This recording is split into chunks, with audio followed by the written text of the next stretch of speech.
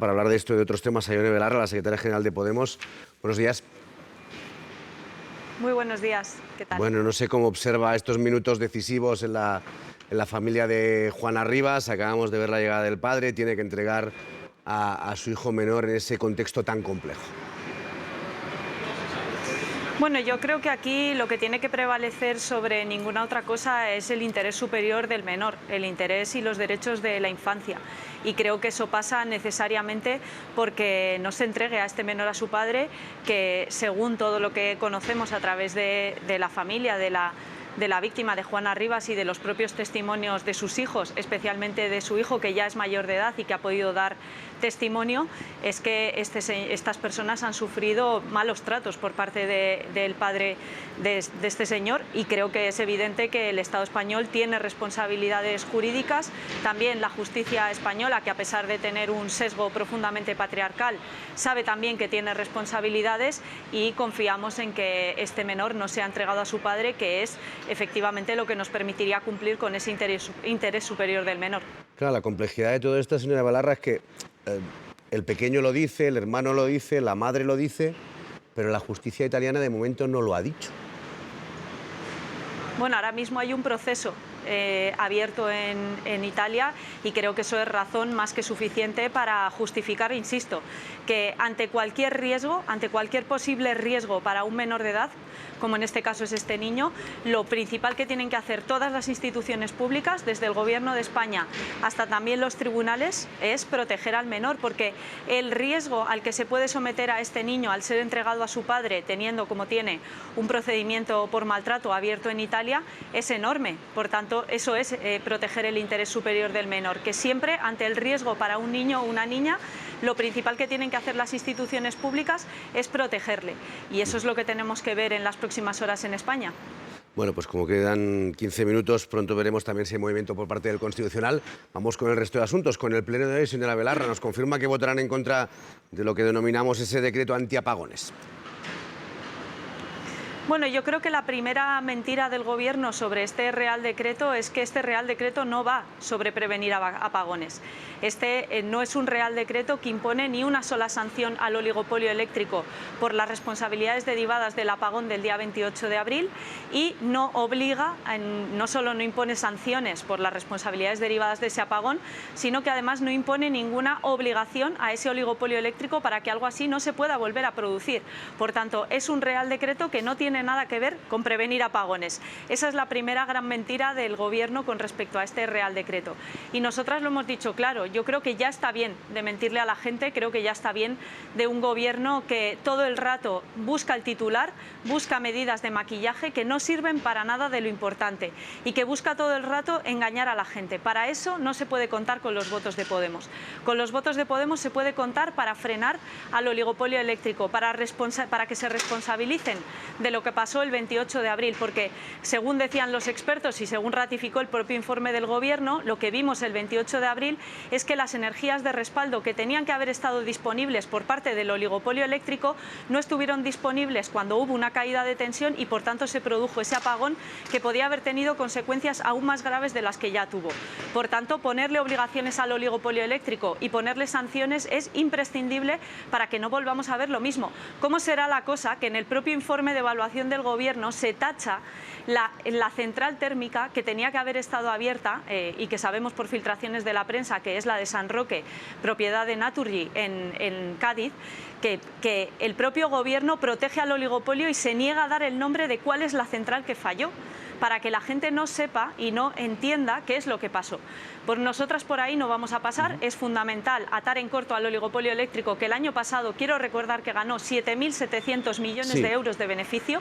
que asuman los costes de su responsabilidad por el apagón, y que de una vez por todas empezamos a democratizar el sistema de la energía en España, que en este momento está en manos de muy pocas manos, y que además, a través de la transición ecológica que está financiando este Gobierno, está quedando también en muy pocas manos toda la producción de energías renovables, también en esas grandes empresas energéticas que, a pesar de ser las grandes responsables de la emergencia climática, las más contaminantes, se han beneficiado de los fondos europeos y ahora están haciéndose de oro también con las energías fotovoltaicas. Pues Sí, ¿dónde queda la gente en todo esto, no? Hay quien puede pensar, bueno, este es el último pleno del curso, el gobierno pues busca salir airoso de este pleno, que a lo mejor también en ese voto en contra hay cierto mensaje político, de decir no, desde Podemos podemos marcar esa victoria o esa derrota. Bueno, yo creo que es evidente que lo que estás poniendo encima de la mesa es lo más triste de este asunto. Al gobierno ya no le interesa, o si alguna vez es que le ha interesado, mejorar la vida de la gente, resolver los grandes problemas estructurales que tiene la gente de este país, abordar, por ejemplo, la necesaria regeneración democrática y limpiar de una vez por todas la corrupción, democratizar el sistema de la energía para que no esté en mano de 4 mangantes, que son lo que son las empresas eléctricas. No le interesa eso, le interesa el relato, le interesa poder, como decía, salir airoso de este pleno. A nosotras no nos interesa que contar un relato, lo que nos interesa es que realmente se gobierne para la gente, y con este Real Decreto se le está mintiendo a la gente. Este Real Decreto no va de prevenir apagones, no le pone una sola sanción ni una sola obligación al oligopolio eléctrico, que es el responsable del apagón del 28 de abril, y el gobierno está protegiendo al oligopolio, tachando del informe de evaluación esas empresas responsables y esas centrales térmicas responsables de no haber estado disponibles el 28 de abril. Por ahí Podemos no va a pasar. Si quieren mentirle a la gente, que lo hagan, pero no va a ser con nuestro voto y no va a ser con nuestro silencio. Bueno, viendo en el punto en el que están las relaciones entre Podemos y el gobierno de coalición, ¿hay margen para que a la vuelta de vacaciones Podemos afronte una negociación de los presupuestos? Yo creo que ahora mismo estamos ante un gobierno que ya ha demostrado lo que es. Es un gobierno que apuesta por el rearme, que ahora ya sabemos que va a implicar brutales recortes, por ejemplo, en la PAC, eso la gente lo tiene que saber, que es el plan de rearme que el de la señora von der Leyen, que ratificó sin ninguna coma, sin ningún asterisco el señor Pedro Sánchez. Es el gobierno de la corrupción, con un gravísimo caso de corrupción en su seno, que es el caso PSOE, sobre el que el presidente todavía no ha explicado algunas de las cosas fundamentales de ese caso de corrupción, y es un gobierno que es cómplice con el genocidio en Palestina, que en este momento la Franja de Gaza está viviendo la fase 5 de una hambruna, es decir, la fase más cruel, más grave, más severa de una hambruna, que implica daños permanentes para la gente que sufre este tipo de hambruna, y que incluso aunque la comida ya esté disponible, muchas de estas personas van a morir. Y España está siendo cómplice de los genocidas porque seguimos comprándole, vendiendo y manteniendo todo tipo de relaciones con el Estado terrorista de Israel. Con ese tipo de gobierno, nosotras que decimos que necesitamos construir la alternativa, que es evidente que independientemente de cuándo sean las elecciones, independientemente de cuándo decida el señor Pedro Sánchez darle al botón electoral, lo que necesitamos es construir la alternativa al bipartidismo, porque el bipartidismo, la pregunta era muy clara, señora Belarra. Es complicidad con el genocidio, es corrupción, como estamos viendo con el caso Montoro y con el caso PSOE. Por tanto, ahora la tarea fundamental que toca es construir la alternativa. Yo creo que no va a haber presupuestos en España, no porque Podemos no quiera, sino porque creo que el gobierno ahora mismo es incapaz de resolver ninguno de los problemas fundamentales estructurales que tiene la gente de este país. Pero se sentarían en una mesa con el gobierno, con quien sea, con la ministra de Hacienda o con el representante que les pongan para hablar de esos presupuestos, o directamente ya es que no, ustedes están ya lo que están, que lo cuenta perfectamente, están ya en esa fase de esa alternativa y no les interesa negociar con un gobierno que ustedes ahora mismo lo plantean de la manera que nos acaba de contar.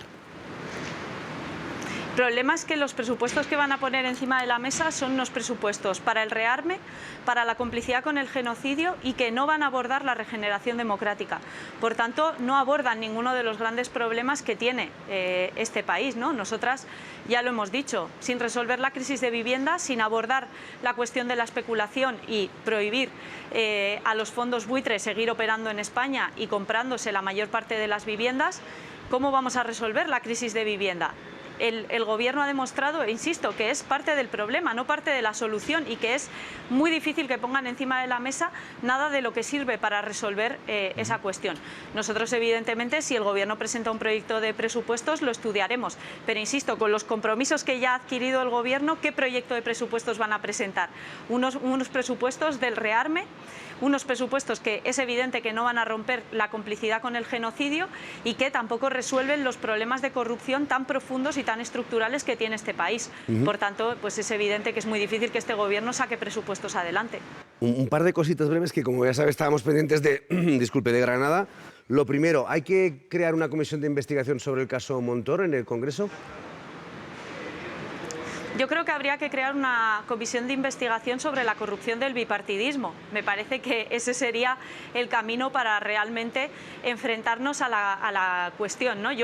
La verdad es que roza el ridículo, ¿no?, el intento de las derechas de apartar al señor Montoro como si no tuviera nada que ver con ellos, exactamente igual que hizo el señor Sánchez con Koldo Ábalos y el Santos Cerdán, que ya no tenían nada que ver con el Partido Socialista. Cuando en realidad la corrupción es la forma de gobierno del bipartidismo. Es que ellos llegan a las instituciones y empiezan a manejar el dinero público como si fuera suyo para beneficiar a sus amigos y para llevárselo crudo. Y esa es la forma en la que ha funcionado la política. No hay que más que pensar en el 3% y en cómo ha funcionado el PSOE y el PP desde que comenzó desde la transición y desde el camino a la democracia, para saber que esta es la forma de gobierno del bipartidismo, sí, y que hasta que no cambiemos esa estructura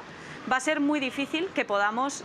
tener un país en el que efectivamente el dinero público se dedica a la sanidad, a la educación y no a que unos pocos se forren beneficiando a sus amigos.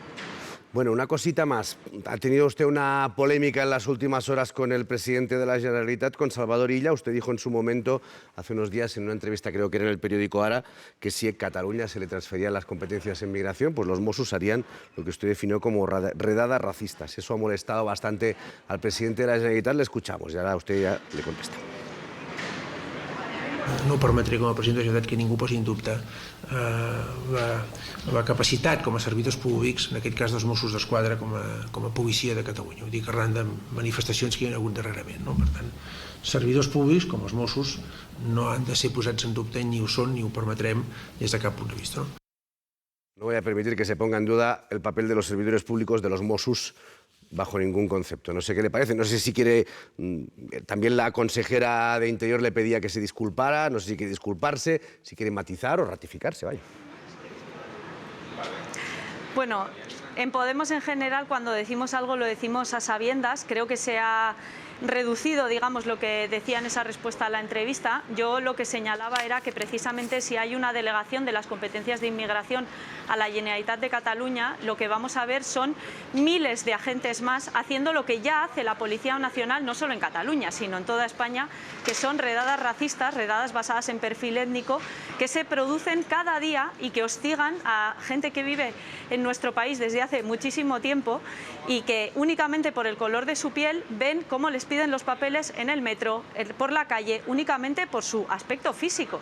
Y eso es algo que pasa en España y que se llama racismo, y que pasa en España y en muchos otros países, que se llama racismo institucional. Y es que las instituciones públicas, también las fuerzas y cuerpos de seguridad del Estado, también la Policía Nacional y también los Mossos d'Esquadra, aplican criterios racistas para identificar a la gente, por ejemplo, en las calles, pero bueno, que es exactamente el mismo sistema del que forman los centros de internamiento de extranjeros, que son cárceles racistas donde se te puede privar de libertad únicamente por una falta administrativa, que es no tener papeles, o lo que significan las fronteras y esas vallas de Ceuta y Melilla, o las muertes en el Mediterráneo. Forma parte todo de un entramado que llamamos racismo institucional y que todas las instituciones reproducen y contra las que tenemos que luchar. Eso es lo que yo trataba de explicar en la entrevista y me ratifico, por supuesto, en esas declaraciones, porque de lo que estoy hablando es de la necesidad de transformar nuestras instituciones para que sean igualitarias y para que no apliquen sesgos racistas, igual que la justicia aplica un sesgo patriarcal, y lo hemos visto a lo largo de estos últimos años con enorme